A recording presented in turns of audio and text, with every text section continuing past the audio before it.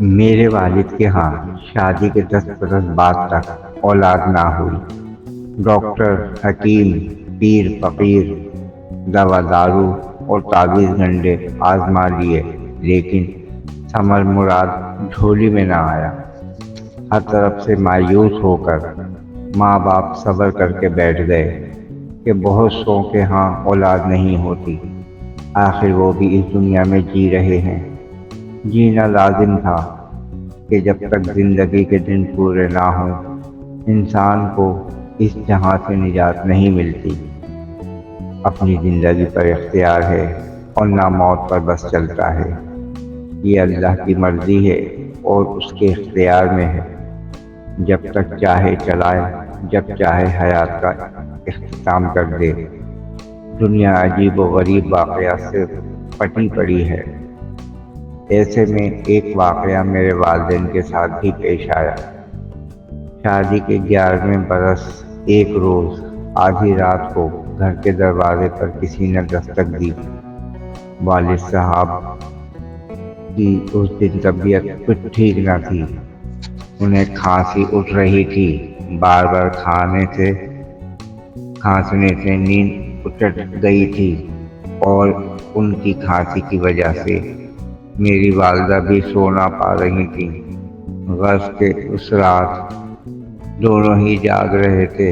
جب 2 3 بار دستک ہوئی تو والدہ نے شوہر سے کہا، ذرا دیکھیے آدھی رات کے اس وقت کون آیا ہے، خدا خیر کرے۔ والد صاحب دروازے پر پہنچے اور پوچھا، کون ہے؟ جواب نہ ملا۔ تب دروازہ کھول کر دیکھا، ایک بے کس غریب شخص سردی سے کانپ رہا تھا۔ وہ فالج زدہ تھا، اس کا آدھا دھڑ کمزور تھا، وہ ایک ٹانگ گھسیٹ کر چلتا تھا، زبان میں بھی لکنت تھی، بات نہ کر سکتا تھا۔ والد نے پوچھا، کون ہو؟ کہاں سے آئے ہو؟ کیا چاہتے ہو؟ بڑی مشکل سے اٹک اٹک کر بولا، پردیسی ہوں، فیصل آباد سے آیا ہوں، غلط بس میں بیٹھ گیا، یہاں اترا تو کسی کو نہیں جانتا، رات ہو گئی، ادھر ادھر پھرتا رہا ہوں، اب آوارہ کتے مجھے خوفزدہ کر رہے ہیں، اس لیے آپ کا دروازہ کھٹکھٹا دیا ہے، مجھے اندر آنے دے، آج کی رات پناہ چاہیے، سخت سردی ہے، کل صبح چلا جاؤں گا۔ اس کی حالت سے آشکار تھا کہ سچ بول رہا ہے۔ والد صاحب نے کچھ سوچ کر دروازہ کھول دیا، اس کو بازو سے تھام کر اندر لے آئے۔ گیراج میں چارپائی پڑی ہوئی تھی، اس پر بٹھایا، پھر امی سے کہا کہ کچھ کھانے کو ہے تو دے دو، ایک غریب مسافر ہے، اس کو کھانا کھلانا ہے۔ والدہ کچن میں گئیں اور کھانا گرم کر کے دے دیا۔ والد صاحب نے اس آدمی کو کھانا کھلایا اور اپنے ڈرائیور کا بستر کھول کر چارپائی پر بچھا دیا اور کہا کہ رضائی اوڑھ کر سو جاؤ۔ وہ کھانا کھا کر آسودہ ہوا اور چارپائی پر لیٹ کر سو گیا۔ سخت سردی اور کتوں کے غور سے اس کی جان بچی۔ صبح ہوئی تو والد نے ناشتہ بھی کرا دیا اور پوچھا، بولو اب کیا چاہتے ہو؟ اس نے اسی طرح بہت دشواری سے اٹک اٹک کر کہا، فیصل آباد جانے والی بس میں سوار کرا دیں۔ صحیح ڈرائیور آ گیا۔ والد نے اس کو ٹکٹ دے کر کہا، جاؤ، اس غریب آدمی کو مطلوبہ بس میں بٹھا کر آ جاؤ۔ چلتے وقت اس بے کس نے ہاتھ اٹھا کر دعا دی، خدا تمہارے بچوں کو سلامت رکھے۔ والد صاحب نے کہا، تمہاری دعا اپنی جگہ، لیکن میاں افسوس کہ شادی کے 11 برسوں بعد بھی اللہ تعالیٰ نے مجھے اس نعمت سے محروم رکھا ہے جس کو اولاد کہا جاتا ہے، لہذا یہ دعا میرے کام کی نہیں ہے، کوئی اور دعا دو۔ اس شخص نے جیب سے ایک پڑیا نکالی اور بولا، اللہ تعالیٰ تم کو ضرور اولاد کی نعمت سے نوازے گا۔ یہ پڑیا ہے، اس میں میرے پیر و مرشد کی عطا کردہ راکھ ہے، آدھی تم پانی سے پھانک لینا اور آدھی اپنی بیوی کو کھلا دینا، انشاءاللہ جلد اولاد کی خوشخبری ملے گی۔ والد صاحب اس مسکین و بے بس آدمی کی اس ادا پر ہنس پڑے جو خود بغیر سہارے ٹھیک طرح چل نہ سکتا تھا، وہ اولاد کے لیے مرشد کی عطا کردہ راکھ دے رہا تھا۔ بہرحال اس کا دل رکھنے کے لیے انہوں نے وہ پڑیا اس سے لے لی۔ جب وہ چلا گیا تو پڑیا کو کھول کر دیکھا، واقعی اس میں راکھ تھی۔ والدہ کو قصہ بتایا۔ وہ ضعیف الاعتقاد زیادہ تھیں، پیروں فقیروں کو مانتی تھیں۔ انہوں نے بسم اللہ پڑھ کر آدھی راکھ جو چٹکی بھر ہوگی خود پھانک لی اور آدھی اپنے شریک حیات کو دے کر کہا، تم بھی پھانک لو، کیا خبر۔ آدھی رات کو اللہ پاک نے ہمارے گھر رحمت کا فرشتہ بھیجا ہو، اس معذور انسان کو ہمیں آزمانے کے لیے۔ والد صاحب نے راکھ کو ہوا میں اڑا کر کہا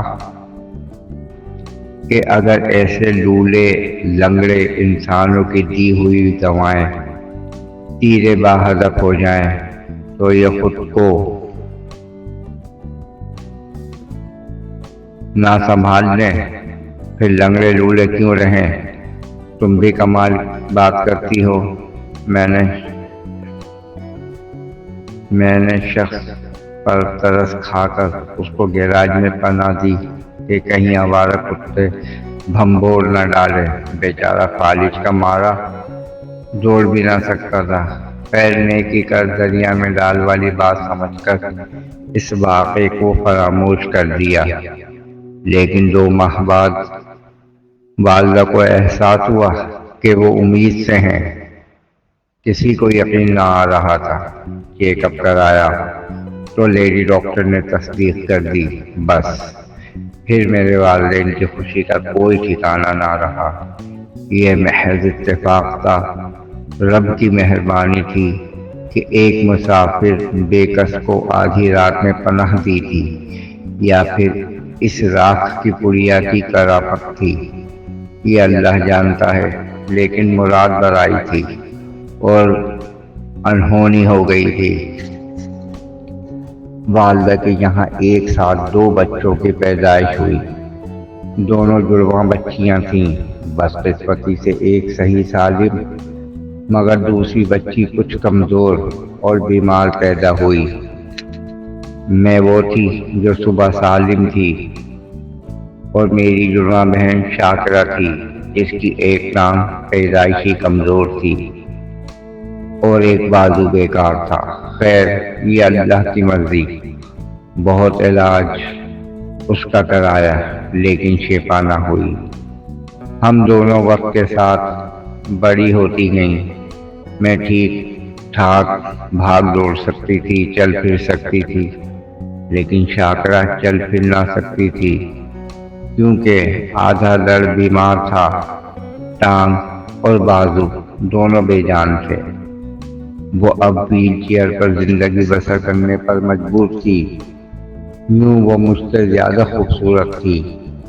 جب تک والدین زندہ رہے اس کی دیکھ بھال کرتے رہے، کیونکہ ہم دونوں ان کی منت و مرادوں کے پھول تھے۔ وہ دونوں کو چاہتے تھے کہ ہم بہنیں ان کی آنکھوں کا نور اور دل کی ٹھنڈک تھیں، تاہم مجھے زیادہ ان کو شاکرہ کی فکر کھائی جاتی تھی۔ میں نے BA پاس کر لیا اور وہ اسکول بھی نہ جا سکی۔ اپنی معذوری کی وجہ سے کوئی ہنر نہ سیکھ پائی، بس تھوڑا بہت جو امی ابو اور میں نے اسے گھر پر پڑھا دیا اس نے پڑھ لیا۔ BA کے بعد میں نے یونیورسٹی جانے کی خواہش کا اظہار کیا۔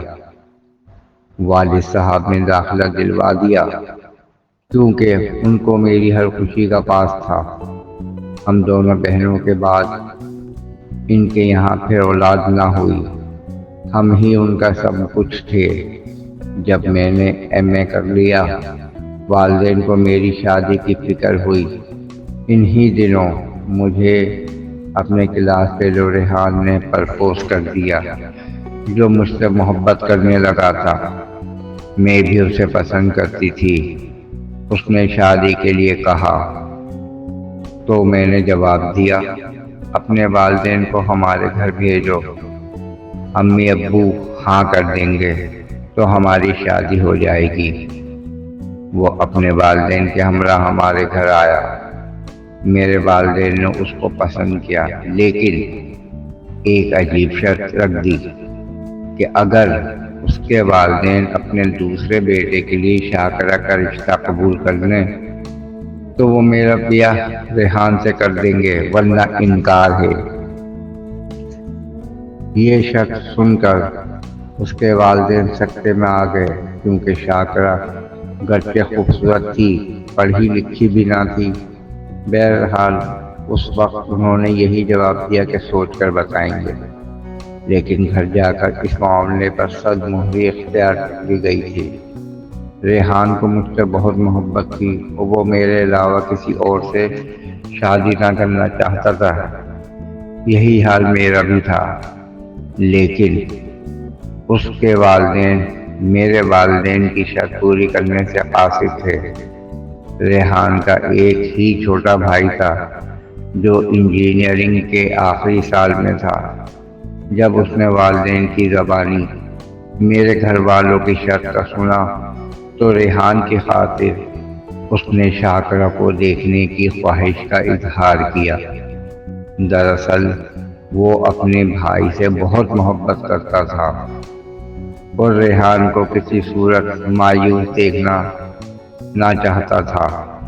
اصرار کر کے وہ والدین کو ہمارے گھر لایا۔ اس کا نام فیضان تھا۔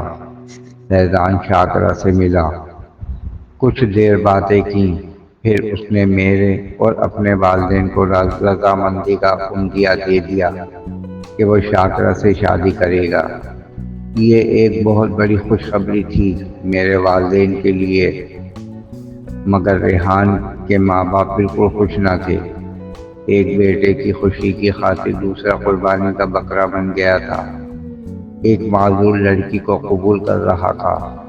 والدین کو فیضان نے تعویذیں دے کر قائل کر لیا۔ یوں ہم دونوں بہنوں کی شادی ایک ہی گھرانے میں دو بھائیوں سے ہو گئی۔ پہلے شاکرہ دلہن بنی اور پیا گھر رخصت ہو گئی۔ ویل چیئر وہ اپنے ساتھ جہیز میں لے کر گئی۔ دوسرے روز میرا نکاح اور میری رخصتی ہو گئی۔ یہ ایک انہونی تھی جو ہو گئی۔ میرے دیور نے ہم پر رحم کھا کر شاکرہ سے شادی نہیں کی تھی۔ ان کا کہنا ہے کہ اسے پہلی نظر دیکھتے ہی محبت ہو گئی تھی۔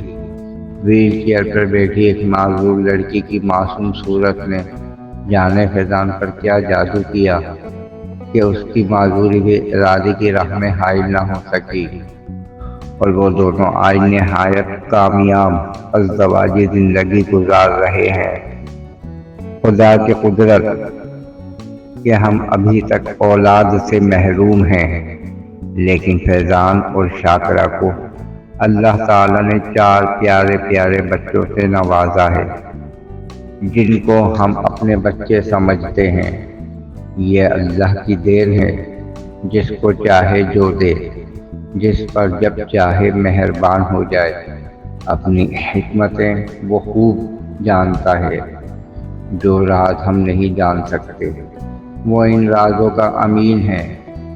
ہم اب بھی ایک ساتھ رہتے ہیں۔ میری بہن اولاد جنم دینے کے قابل ہے، لیکن پال نہیں سکتی، لہذا ان کی اولادوں کو میں نے بہت پیار سے پالا ہے۔ یہ بچے مجھے بڑی امی اور اپنی سگی ماں کو چھوٹی امی کہتے ہیں، اور ہم چاروں ان سے اس قدر محبت کرتے ہیں کہ ان کی وجہ سے علیحدہ نہیں ہوتے، اکٹھے رہتے ہیں۔